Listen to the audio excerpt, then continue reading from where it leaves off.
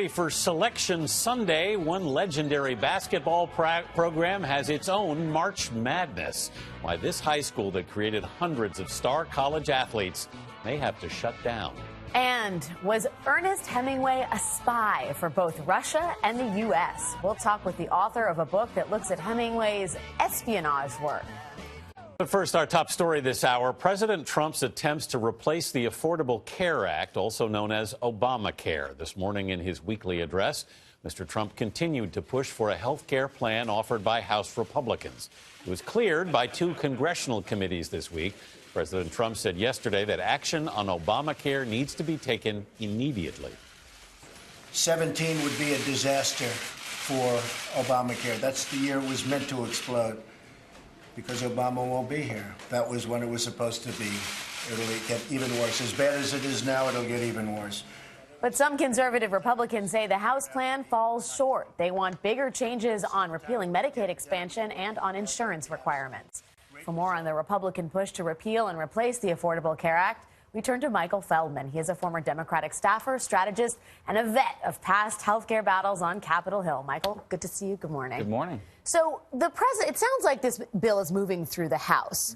How much of an uphill climb is it going to be in the Senate and among Senate Republicans? Significant. I mean, the battle you see playing out in the House, the lines that have been drawn among factions in the Republican Party right now are even more difficult in the Senate.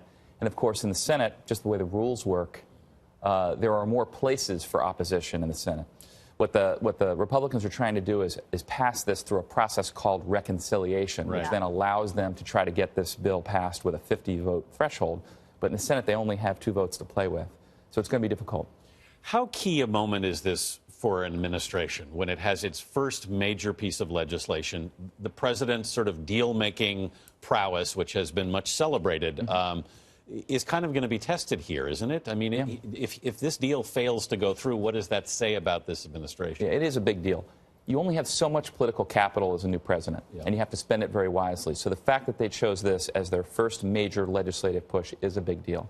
Look, there are political consequences if he fails, and, by the way, there are political consequences if he succeeds. So it's a very tricky first legislative initiative for him. When we talk about those consequences, Michael, the New York Times reports that some of the voters, some of the people that may be most adversely affected by the GOP's health care plan are, in fact, Trump supporters. 59% of those who would be most adversely affected voted for Donald Trump in 2016 over Hillary Clinton by 36%. Yeah, look, health care is very tricky.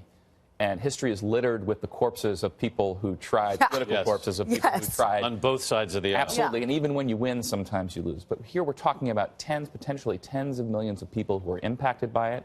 Some studies say up to 10 or 15 million people could lose their coverage as a result of this.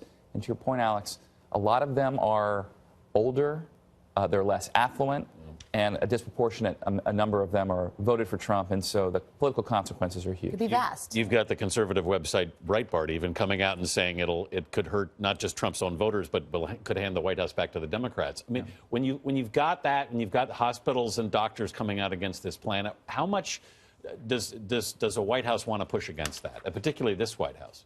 Well, there are 2 phases. So right now, I would say everybody is positioning. Democrats are adjusting to their new role as an opposition party.